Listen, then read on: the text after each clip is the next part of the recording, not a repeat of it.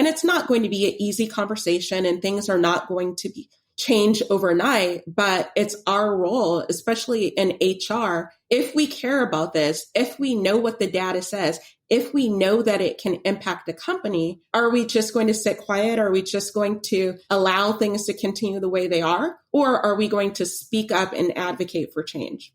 This is the Rebel HR Podcast, the podcast where we talk to HR innovators about all things people leadership. If you're looking for places to find about new ways to think about the world of work, this is the podcast for you. Please subscribe from your favorite podcast listening platform today and leave us a review. Rebel on, HR Rebels. Welcome back, Rebel HR listeners. Extremely excited for the conversation today. We are talking to Dr. Lakeya Cherry. Dr. Cherry has such a long bio. I was laughing before I hit record. I don't even know how I'm going to cover this bio, so I'm going to do my best. She is an executive leadership coach who has dedicated her career to the growth and development of individuals and the organizations they are a part of. She has so many accreditations, I don't even know what they all mean. She's done a significant amount of research and is informed by her doctorate in social work from the University of Southern California, where she won all sorts of awards. And we are going to cover a lot of ground today. So I'm just going to leave it there. We had so much fun talking before I hit record. I can't wait to get into it. Welcome to the podcast, Lakeya. Thanks so much, Kyle. It's a pleasure to be here. Well, I'm really excited, a little bit intimidated, if I'm being perfectly honest, just because you're so accomplished. But I am really excited for the conversation today. I think that our listeners are going to be able to learn a lot. I think one of the places that I really want to start is what prompted us to connect and have this discussion. Revolved around the practice of hiring candidates if they only have a college degree, and kind of the broader impact that has in the realm of diversity, equity, and inclusion. And so I wanted to start there and really kind of frame up this conversation in what really kind of prompted your interest in this type of work in the broad sense. Good question. So much of my background has been in social work, leading a nonprofit organization, and leading that organization for nearly 9 years. I saw a lot and heard a lot about workplace cultures. Also, just with my background as a social worker, equity has always been really important to me. And so when I decided to pursue my doctoral degree, I recognized that I was one of a few leaders of color leading a nonprofit organization. And I began to wonder why. I kind of knew why, but I wanted to see what the research said. And so during my years in the program, I began to look at diversity, equity, and inclusion. I began to look at why there weren't too many leaders of color leading organizations across all sectors. And I began to look at the practices within these organizations as it pertains to finding talent, hiring talent, and really engaging, keeping, and promoting talent. And one of the things that I saw was that many organizational cultures tend to hire for a culture fit. And what that means is they're looking to hire people who look like them. That could be in terms of race, or who look like them in terms of education and experience. And the more I've grown, especially as a executive coach at Evolution, a partner at Evolution, I've began to think, what would happen if organizations began to hire outside of their traditional norms and looked for a culture ad and hired those people they normally wouldn't hire, that they wouldn't think to hire, but who could bring new things to the table? That's really, really interesting. I'm curious. Did you, as you were kind of looking around your space and kind of reflecting on the fact that you were certainly in the minority as a leader of color. Did you find that there were other leaders of color that were feeling the same way and maybe didn't have a, kind of that community support to talk about those concerns as well? I didn't find it until I started looking for it. And so I don't know if that makes sense. I heard your but it wasn't until I brought it to the forefront, made people aware, hey, isn't this somewhat odd? We say we care about these things, but why are things this way?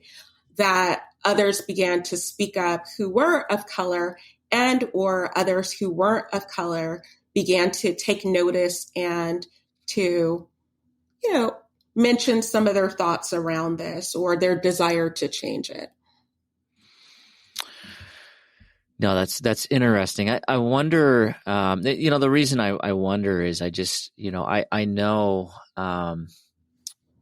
personally, I know a lot of really, really accomplished professionals of color that have advanced degrees, but have struggled to find that community of that peer community, and struggled to find job opportunities, quite frankly.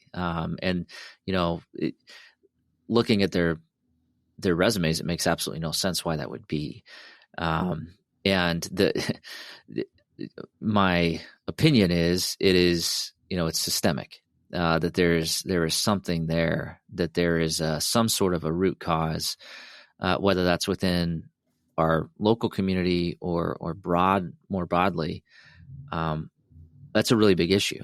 And so as you were kind of peeling back the layers of this onion and getting your head around this, did you find those types of barriers were in the way? Yes, definitely. So to your point, I know plenty of people of color with advanced education who would love to be in a leadership role, who would love to move to a new company, start their own business, have different opportunities, but they're not being considered and they're not receiving these opportunities. When I was in my doctoral program, I created a program called Change Makers of Color. And I wanted to look at, despite the systemic issues, despite the systemic barriers that you spoke of, what are some things that we can do to provide greater opportunities for these people of color to lead? And that is how I actually fell, in love, I'll say. That is how I fell for coaching, because I had a coach early in my career as an executive who really made a significant difference for me. And so I wondered if these leaders of color were given access to coaches, access to mentors of color who were in leadership roles, access to additional training opportunities, opportunities to gather together for peer support, which we indicated is not necessarily common, and then opportunities to expand their network. What would be the likelihood that their self-efficacy, that their confidence would increase? And what would be the likelihood that they would eventually begin to move up the ladder? And while my program was successful in its pilot year, so many additional layers were unearthed. So many other variables that I didn't even think about. But again, it always ties back to the system and how it is, and our duty really to figure out how to dismantle the norms that have been set up. We'll be back after a quick break. And so used to having everything in front of them right away that we forget that innovation just takes time. I myself, I get frustrated too. Why? And this as being one of my best friends is, hey, I talk to you all the time. Hey, man, I'm frustrated in the fact that I can't seem to just get there in the next day. But that's just not how these things work, right? Innovation needs to be planned out. It needs to be very methodical. And then when it finally hits, that's when it seems like to everyone else that it sort of just came out of nowhere. But to you, you know the amount of dedication that it took over that time.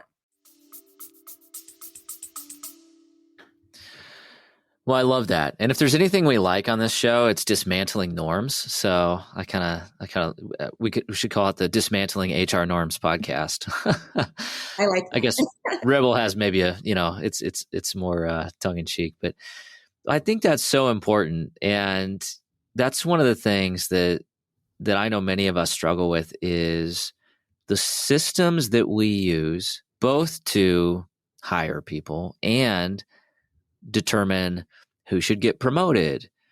What is a career path look like? How much potential does somebody have? Those are all systems that were put in place like 40 or 50 years ago in some cases and haven't been changed since, quite frankly. And so as you reflect on your vast experience with coaching and some of the things that you've seen, I can only imagine some of the things you've seen and maybe been surprised or taken aback about. But what are some of those systems that you would call out as systems that need an overhaul? Like, okay, if you're still doing this, you need to take another look. What pops out to you? A few things. Well, we both know that pay equity is still a major issue. And so organizations really need to work with HR, work with their executive teams, their boards to evaluate who is getting paid what, and looking at it by gender, looking at it by race, looking at it by title, and doing whatever it takes to make sure that pay is equitable across the board. So that's one thing. Another thing, a lot of organizations still have hiring practices that are biased. For example, my name is Lakeya, and research shows that with names that sound ethnic, then prospective candidates, prospective employees might not be considered. And so what would it look like to have a blind review of applications, blind interviews? A lot of organizations, they mentioned that they can't find diverse talent, but what are some of the things that they are doing outside their norm to find and to identify that diverse talent? Because if we always do the things we've always done, then we're typically not going to receive new results. So that's something that I would take a look at. I mentioned before culture fit. And so, yes, I have a doctorate degree, but I can acknowledge that I don't know everything. And there's a lot of people with lived experience, real world experience, regardless of their educational background, who know more than me, who are more innovative than me. And if our organizations want to really survive in the future, then it's imperative that we make space for people without perhaps a college education, veterans, people who are in their more senior years, people at various ability statuses. Other things with the pandemic, most of us, many of us, the privileged groupings of us had an opportunity to work from home.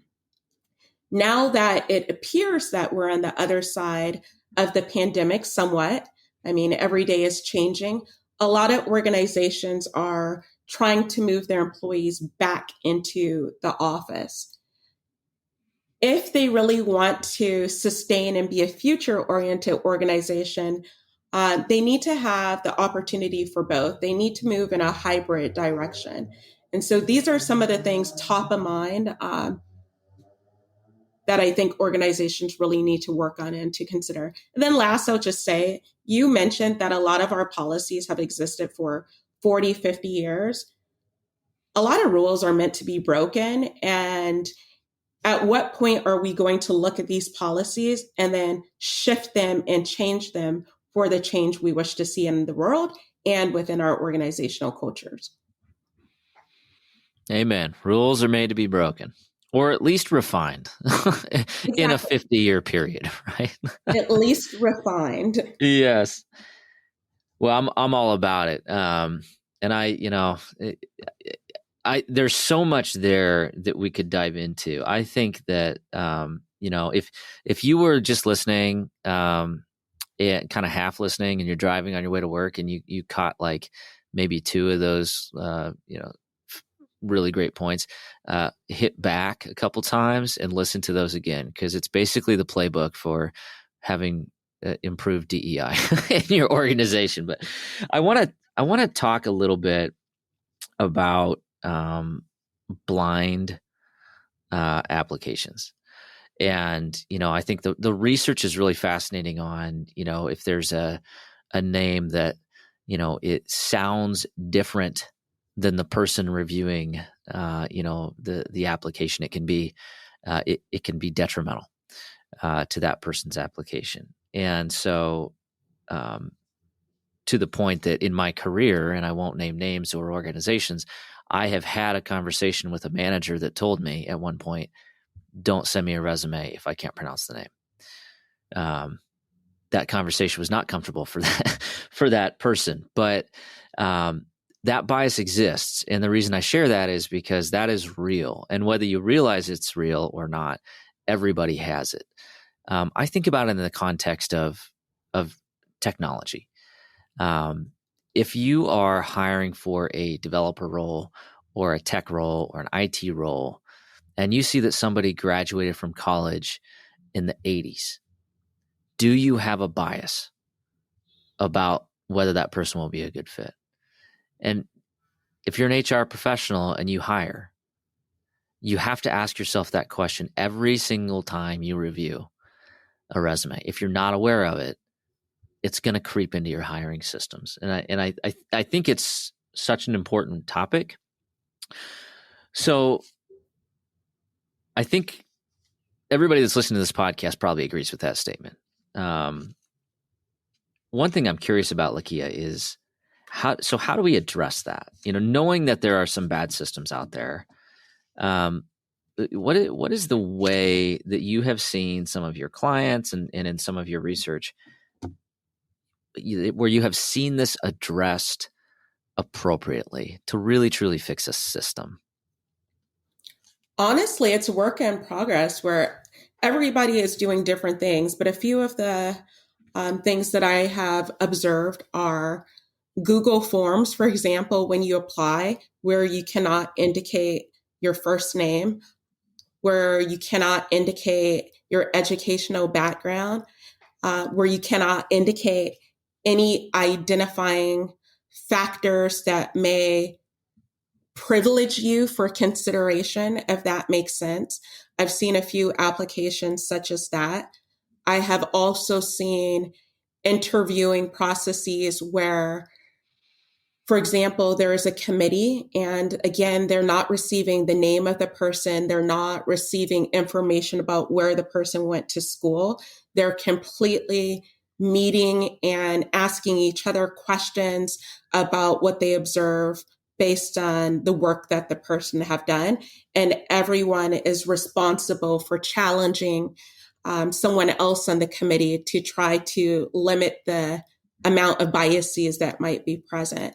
I've also seen people who have utilized technology. I wouldn't be able to name what they use, but I've seen that before. But then we also have to be cautious, because while a lot of technology is great and it's moving us forward and it's helping us with our various processes, tech still can be biased in many ways. And so trying to not try to avoid bias and then use a bias system. And so I say all this to say, you just have to try. I mean, all of these processes, I'm sure they have worked in some ways, whereas in other ways, there's things that they could do better. But are you even trying anything different? Or are you just, yeah, we really need to work on this, and then you just keep it how it is? Does that make sense for you, Kyle? Absolutely. And I mean, I think it's all important call outs, and there's a lot of different ways to do it. I think the most important message is you just have to try. You have to try to figure it out. I think whether that is training people in implicit biases, whether that's looking at software to remove, names from a resume, there's a lot of different ways to go about it. I think one of the ways that I'd like to dig into a little bit more is the relevance of having a degree requirement when you're hiring somebody. Can you expand upon that a little bit more about kind of what you've seen happens when you actually get rid of that and just require similar experience or a degree? What have you seen? What is the result? I've seen that employees who come into a company who might not necessarily meet the degree requirements, the preferred requirements, they're oftentimes more engaged and loyal to that company culture. They're motivated to do a good job. They're really willing to learn. They have fully bought in and they want to stay there for a longer length of time and grow within the company than those who have advanced education, especially in today's day and age. Those with more advanced education, oftentimes they have more choices, more options, and they're a little less loyal to a company because they're fully aware that they have more options. And so for a company, if they want that loyalty, especially as they're growing and they're expanding and they're trying new things, they need to be willing to hire diverse people. And so not just in race, but also in experience and education and other aspects of their identities. I think that will benefit them longer term than just focusing on the here and now. That's interesting. I think the preconceived notion is, well, I need to hire somebody with a degree because I need a specialized skill set.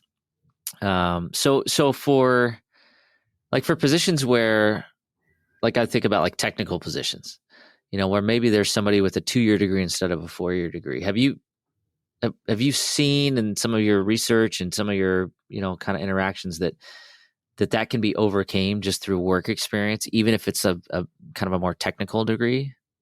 Oh, yeah, definitely. I mean, if you think about it, there are so many coding boot camps now. There are a lot more technical certificate programs. We don't necessarily have these type of programs in our high school so that our students can have the opportunity to specialize and do a trade school as opposed to getting a 4-year degree. But I see us reverting back to some of the older ways of doing things. Recently, I gave a talk for an international machinist and aerospace union, and I had an opportunity to have happy hour with one of the union workers. And as we were talking, I was asking him about his background. He worked for a big name company. If I mentioned it, everyone would probably, oh, wow. And I was definitely impressed by the company that he works for. And he told me he didn't have a college education, but he knew people. And when he was getting out of high school, having the right network and having access, people introduced him to people and he got into the door of this one big company. And they trained him on the job because it was very technical. He wouldn't have necessarily learned the skills to do what he was being tasked to do in a 4-year college or other degree program. And so he learned the trade on the job, moved up, and then moved to another really big name company, again, without a college education, But again, he was trained on the job. And so he was especially skilled to do what it is they wanted and needed him to do. And he was able to train many others after him. That's a great story. Thanks for sharing. I think it highlights my theory that, and I have a feeling this is probably pretty close to fact, that a piece of paper doesn't mean that you are able to do a job. Yes. Yes, I can. Am I out on a limb on that? No, I remember, even when I graduated with my bachelor's degree, I have a bachelor's in psychology and law. And again, these are degrees where people would probably say, what do you do with that? But I graduated and it literally was, what do you do with that? Sounds like an HR path to me. Right? Well, I know that now, but immediately after graduating, I went to law school. That was the immediate next path. But even in between, I didn't finish law school. I started looking for jobs. And when I decided to leave law school with my bachelor's in psychology and law, and having completed a semester and a half of law school, the only job I could immediately find was a job at the downtown San Diego YMCA folding towels. Wow. Yes. And so for me, I thought, they don't tell you that you also need work experience to get some of these other jobs. But if you're not in an internship in college, if you're not really getting taught technical skills to know how to bring the theory to practice, it can be really difficult getting a job. So then I left law school and I got my master's in social work. And fortunately for my master's in social work program, there's an internship. And so when I look back and I reflect on my education, yes, I learned some, from the schoolwork, from the theories, but the majority of what I learned was being in the field, working with clients, hands-on, watching other people work and navigate their various roles. And so for anyone, regardless of whether you have a college education with probably extensive debt, you could come in and be a sponge and learn to do almost anyone's job over time. If you think back to it, Kyle, there's a lot of people in leadership right now who are prepped to retire, who don't have advanced degrees, but they started at a time where we were more open to people having apprenticeships and mentors and then moving up along the way. Absolutely. It's funny. I'll tell a story that I think highlights this really well. So at one point, we had an employee retire who was literally a global expert. Like, would go out and do these massive conferences to senior industry leaders, the expert. They would fly him to Abu Dhabi for the global symposium on whatever, right? And this guy was legit, and he was getting ready to retire. And it was one of those what can we do to not let him retire because he's so important to our organization, right?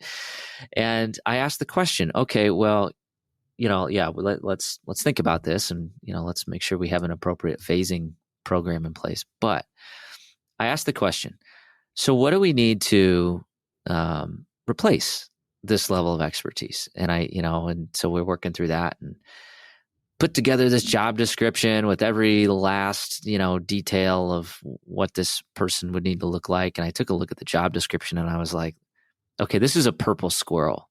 This doesn't exist. This human, maybe there's one of these in the world, but I think that's the guy that's retiring, right? And so when we got into the degree requirements, it was all sorts of advanced degrees and all sorts. And I asked the question, well, what does he have? What degree? And come to find out, he was a math teacher. he had a 4-year degree in education, and he was a math teacher, and he came into our organization and learned and became an expert within the organization. The degree had like literally zero bearing on where his career went and the value that he provides to organizations. So I'm telling that story. I love that story because it's such a great example that like humans are made to evolve and learn. And that again, that piece of paper, like, yeah, it's a piece of paper.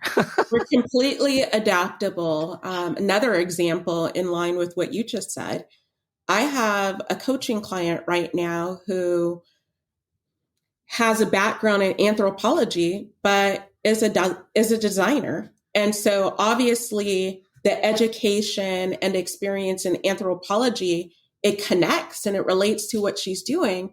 But most people don't think in that way. They don't realize that you can be a math teacher, or now you can be a global CEO for an international firm focused on something completely different.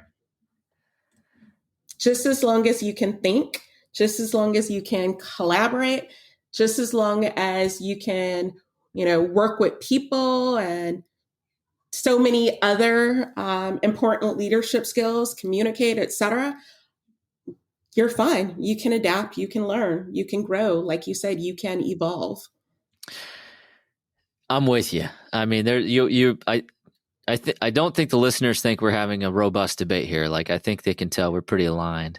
But here's the question for you. And I know this is probably what many of the HR listeners are thinking is, they probably have a level of agreement with what we're talking about here. But the hiring manager doesn't, or the CEO doesn't, or, whoever else has some influence and authority does not agree and feels that, there has to be some sort of accredited degree associated with the candidate. What resources can we use to kind of to illustrate this point to those parties in our organizations that struggle with this fact? Good question. A very important question. Well, change starts at the top. So like you said, the HR professionals who are listening, we're preaching to the choir, so to speak. We're not saying anything new that you don't necessarily know. And so what I'd recommend, there is a ton of data out there about the benefit of, one, diversity across a variety of dimensions, pitching and sharing that data with the executives in charge, with the hiring managers, letting them know that it's a culture ad for them to begin to think this way, that they could see better outcomes, that it increases innovation, that if everyone has been thinking the same way and are pretty much similar in their backgrounds, then they're going to be less likely to innovate and be creative. And so that by bringing in new people, this is something that could lead to a shift in their organizational culture and where they're headed. Again, less groupthink, more profitability. I mean, diversity is good for business across all dimensions. And so if you're focused on the bottom line, then your organization is more likely to be profitable if you're hiring diverse people. And again, not just race, but also education, socioeconomic status, background, lived experience, etc. And again, it matters because you're contributing to equity, you're contributing to justice and fairness within the world, and we all have a role to play. And it's not going to be an easy conversation, and things are not going to be change overnight, but it's our role, especially in HR, if we care about this, if we know what the data says, if we know that it can impact the company, are we just going to sit quiet? Are we just going to allow things to continue the way they are? Or are we going to speak up and advocate for change? I love that. That's such a powerful point. And a point well taken. So, I really appreciate you kind of walking us through that. I appreciate you spending your time looking into this, and I just know that our listeners are taking away so much. So I really appreciate that, Lakeya. I do want to shift gears. I'm fascinated to hear your responses to the Rebel HR Flash Round. Are you ready? I think so. All right, here we go. Okay. Question number 1. Where does HR need to rebel? So everywhere, literally everywhere. HR needs to dismantle all of its practices, and even HR professionals need to have someone who's holding them accountable. And so I say that to say, we talk about DEI, we talk about all of these issues, but who also are the people that hold HR professionals accountable? And so we need to begin looking at that. And so all of the policies, all of the practices of the past, HR needs to rebel and say, we need to shift. Things are changing. I recommend, I propose, and they really need to advocate for change. I love that. Everywhere. That's a good one. Yes, That's my favorite answer to that question so far. All right. Question number 2. Who should we be listening to? Well, my favorite podcast, I'm biased because I am a Brene Brown Dare to Lead facilitator, is Dare to Lead. I love the diversity and speakers across all sectors, the multitude of topics around organizations and leadership. I'll also add, I don't listen to podcasts that often, even though I'm on one right now, but 2 books that I'm currently reading that pertain to what we were talking about are Reset by Johnny Taylor, who some of you might know. He's the president and CEO for, I don't know how you pronounce the acronym, but Society for Human Resources Management. And so I've been reading this book for the last couple of weeks, and it talks about how organizations, especially HR, need to reset their current practices and shift for the new future of work. So that really corresponds to your first question, Kyle, about where HR needs to rebel. And then a new one that I'm reading is Inclusion on Purpose, an intersectional approach to creating a culture of belonging at work. And it speaks to the various dimensions of diversity and gives some ideas and frameworks that organizational leaders, HR leaders, can consider as they're looking to create a more inclusive culture where their employees actually feel that they belong. Love that. Yeah. Johnny C. Taylor, for all my Shermers out there. Definitely some great content there. I have not heard of that other one, so I'm going to have to check that out. Thank you. Oh, it's new. You definitely have to check it out. It's a keeper. Perfect. All right. Last question. How can our listeners connect with you?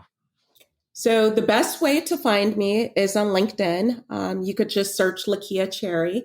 To my knowledge, there's no one else out there with the same name. You can also find me on LakeyaCherry.com, or if you're interested in evolution and our coaching, consulting, or investment services, you can find us at evolution.team. Absolutely. And we will have all that information in the show notes. So open up your podcast player, click right in. You can find out more about Lakeya, and just really appreciate the time. Really great content. Thank you for sharing some of your work and expertise with us today. Have a great rest of your day. Thank you. Thanks. All right. That does it for the Rebel HR podcast. Big thank you to our guests. Follow us on Facebook at Rebel HR Podcast, Twitter at Rebel HR Guy, or see our website at rebelhumanresources.com. The views and opinions expressed by Rebel HR Podcast are those of the authors and do not necessarily reflect the official policy or position of any of the organizations that we represent. No animals were harmed during the filming of this podcast. Baby.